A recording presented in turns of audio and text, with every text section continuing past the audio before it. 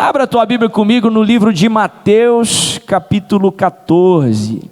Evangelho de Mateus, capítulo 14, a partir do verso 22. A Bíblia nos ensina que o justo, que o servo do Senhor não é imune a problemas, pelo contrário.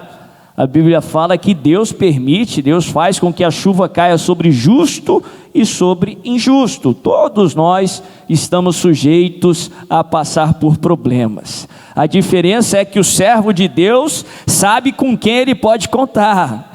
A diferença é que o servo de Deus, ele tem uma promessa no seu coração, que é uma promessa de vitória, apesar das tempestades, amém? Então vamos estudar esse texto, vai lá comigo no verso 22 em diante, nós vamos ler o texto. A Bíblia diz assim: logo em seguida Jesus insistiu com os discípulos para que entrassem no barco e fosse adiante dele para o outro lado, enquanto ele despedia a multidão.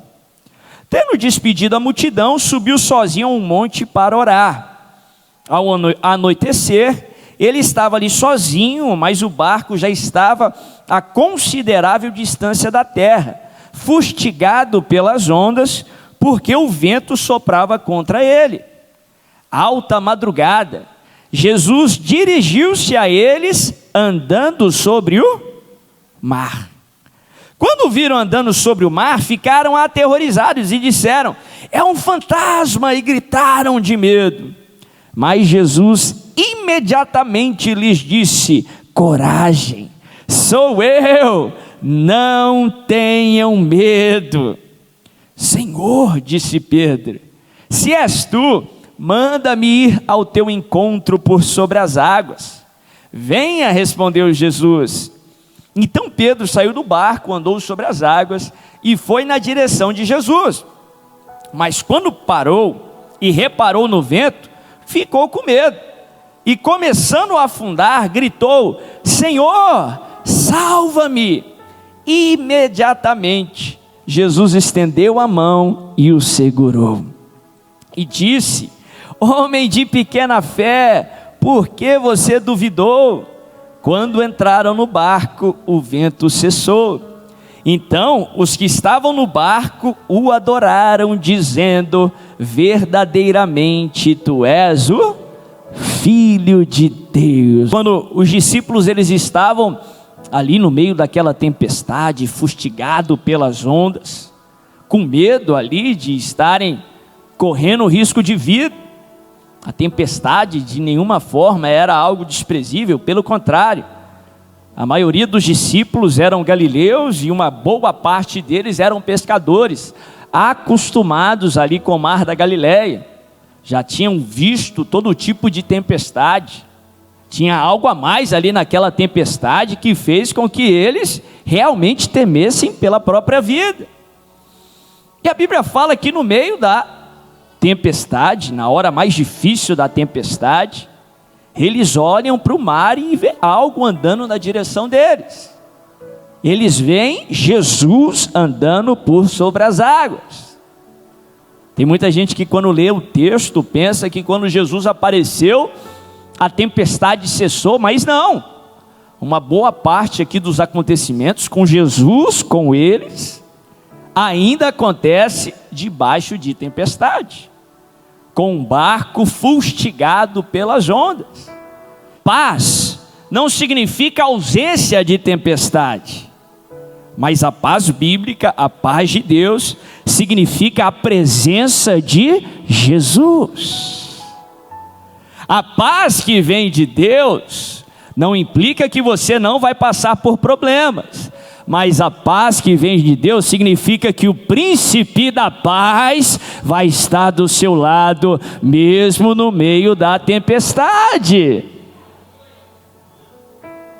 Muitas vezes, e eu creio que isso é uma influência da religiosidade, o ser humano ele infere, ou tem aquela preconcepção que Deus só está na bonança, que Deus só está na luz, na claridade. Interessante, eu estava estudando um pouco sobre a criação, E a Bíblia fala ali na criação que no início criou Deus os céus e a terra porém era sem forma e vazia, e o Espírito de Deus pairava sobre a face das águas. Só então que a Bíblia diz assim: e disse Deus, haja luz, e houve luz. Muitas vezes a gente fica tão focado ali na parte da luz, como que se Deus só estivesse na luz, mas a Bíblia fala que enquanto a terra era sem forma e vazia, enquanto não havia luz, ainda havia trevas sobre o mundo, o Espírito de Deus pairava sobre a face das águas. Muitas vezes somos tentados a pensar que Deus só está na luz, no momento da bonança, mas até nas trevas mais escuras, até no terror da tempestade, o Senhor não vai sair do seu lado, Ele vai estar com você. Eu gosto da figura do povo andando ali no deserto. Por mais difícil que seja o deserto, ou que tenha sido o deserto, a Bíblia fala que Deus não abandonou o povo. A Bíblia fala que durante o dia Ele era nuvem, e como uma coluna de nuvem Ele conduzia o povo. Nuvem também protege do calor do sol. E a Bíblia fala que nas noites, por mais escuras e por mais frias que sejam as noites no deserto, o Senhor não abandonou o povo. E Ele se manifestava como uma coluna de fogo, para iluminar e vencer as trevas, e para trazer o calor que o povo precisava. No meio da tempestade, Jesus aparece andando por sobre o mar.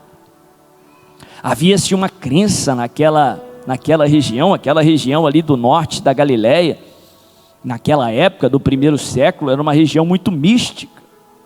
O povo acreditava em todas aquelas divindades ali, da cultura grega, da cultura romana, e acreditavam que quando o barco iria naufragar, as pessoas viam um fantasma. Em outras palavras, os discípulos estavam pensando que iriam naufragar, que aquela tempestade era um ponto final, era um beco sem saída. E quando eles olham para o mar, eles veem Jesus andando por sobre as águas, mas eles estavam tão cegos ali, cegados pelo medo, que eles olharam para Jesus, que era a solução, que era aquele que poderia acalmar a tempestade, que era aquele que podia resolver o problema, mas acharam que Jesus era um terror, que Jesus era um fantasma, que estava se cumprindo aquela crendice local. Eles olharam para Jesus, que era a bênção, e pensaram que Jesus era uma maldição. Isso me traz tanto temor,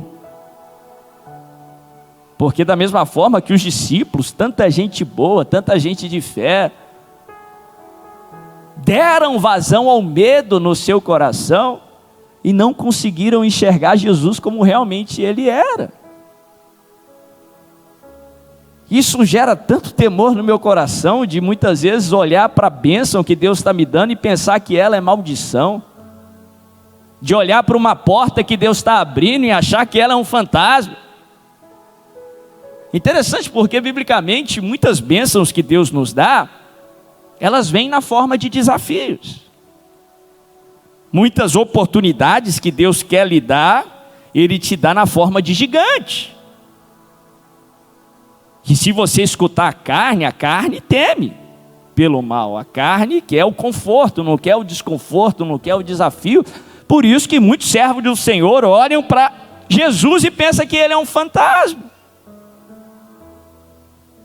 Mas eu creio que o Espírito Santo te trouxe aqui para que as escamas dos seus olhos possam cair, para que você possa enxergar as oportunidades que vieram de Deus, para que você possa enxergar os desafios que Deus colocou na sua frente, para que você possa enxergar Jesus no meio da tempestade.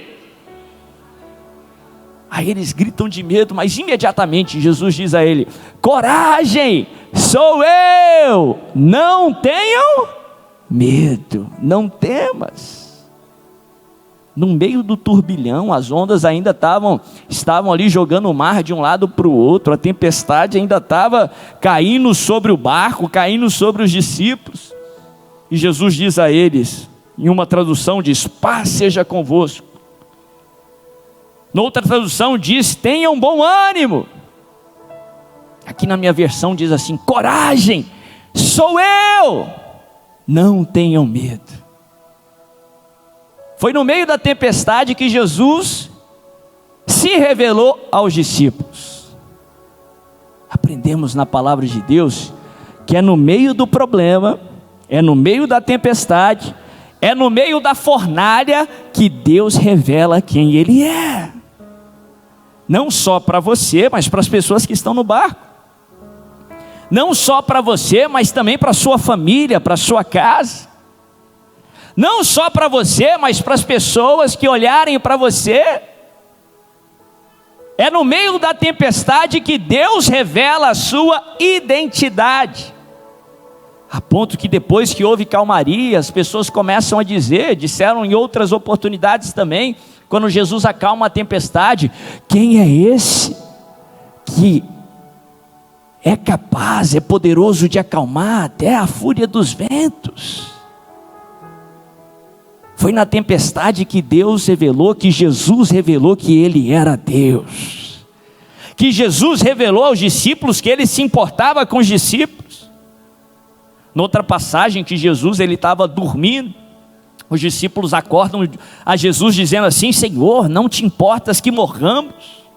Olha, numa tempestade eles ficaram tão cegados ali pelo medo, que eles olharam para Jesus e pensaram que Jesus era um fantasma. Na outra eles ficaram tão alvoroçados ali no coração, que viraram para Jesus e falaram que Jesus não se importava com eles. Como que se Deus não estivesse importando com todo aquele sofrimento. Mas foi no meio da tempestade que Jesus revelou aos discípulos que Ele se importava com eles. Foi no meio da tempestade que Ele revelou aos discípulos um dos seus atributos, que Ele é Salvador. Ele não só nos salva ali no passado da morte, do inferno, mas Ele também salva no presente, e Ele permanece sendo Salvador no seu futuro. É no meio dessa tempestade que Deus vai revelar a identidade dEle para você e para aqueles que estão à sua volta. Ele vai mostrar para todos que só Ele é Deus, que só Ele atende orações, que só Ele cuida dos seus, que Ele é o nosso Salvador. É no meio da tempestade que Ele revela quem Ele é. Ele diz assim: sou eu, não tenho medo. Muita gente pode perguntar: mas como que eu não vou ter medo se o barco está naufragando? Como que eu não vou ter medo se essa tempestade é maior do que todas que eu já enfrentei? Como que eu não vou ter medo se todos aqui no barco estão com medo? Mas Jesus aqui nessa frase, Ele nos ensina como não ter medo. Ele diz assim: coragem, sou eu, não tenham medo. Sabe como você pode não temer no meio da tempestade? Sabe como você pode ter paz no meio da tempestade? Sabe como você pode se aquietar no meio da tempestade? Conhecendo quem Deus é. Aliás, o próprio salmista nos coloca dessa forma. Ele diz assim: aquietai-vos e sabei que eu sou Deus. Ele não exige algo de você que você não possa fazer. Ele não exige algo de você sem fornecer os meios para que você possa o fazer. Ele sabe da dificuldade da carne humana, da natureza humana, de lidar com medo. Ele diz: calma. Ele diz: fique em paz. Ele diz: aquietai-vos. E Ele dá a forma como você deve se aquietar. Sabe como? Sabendo que Ele é Deus. A palavra que é traduzida como saber no original é a mesma palavra que pode ser traduzida também como conhecer. O salmista diz: aquietai-vos e conheça que eu sou Deus. Eu já falei aqui em outras oportunidades o significado da palavra conhecer no contexto bíblico. No contexto que a palavra de Deus foi escrita, a palavra conhecer carregava um significado muito maior do que a palavra conhecer tem nos dias de hoje. A palavra conhecer, no contexto bíblico, ela implicava proximidade, relacionamento, intimidade. Era até uma palavra usada nos textos para descrever relacionamento entre casais, implicando proximidade. Sabe como você vai ter paz no meio da sua dificuldade? Sabe como você pode se aquietar apesar das tempestades? Você precisa se aproximar de Deus. Você precisa se relacionar com Deus. Você precisa ter intimidade com Ele, porque a Bíblia fala, uma das suas qualidades, um dos seus adjetivos é que Jesus, Ele é o príncipe da paz. Conhecer ao Senhor, você não pode fazer num encontro somente. No nosso contexto social, se você se encontrar com uma pessoa uma vez, ou for apresentada para tal, você já pode falar, conheço ciclano, conheço beltrano. Não no contexto bíblico. Você precisa se relacionar com a pessoa. Você precisa ter proximidade com a pessoa. É por isso que o profeta fala, conheçamos e prossigamos em conhecê-lo. Que em nome de Jesus você possa conhecer o Senhor como você nunca conheceu, que você possa se aproximar dele como você nunca se aproximou. Aí você vai lembrar que a tempestade não saiu do controle dele, porque nada sai do seu controle. Se ele mandou você ir pela tempestade, é porque ele tem um propósito para a tempestade. E se ele tem um propósito para você, você vai se lembrar que o propósito dele nunca é para te prejudicar, é sempre para te abençoar.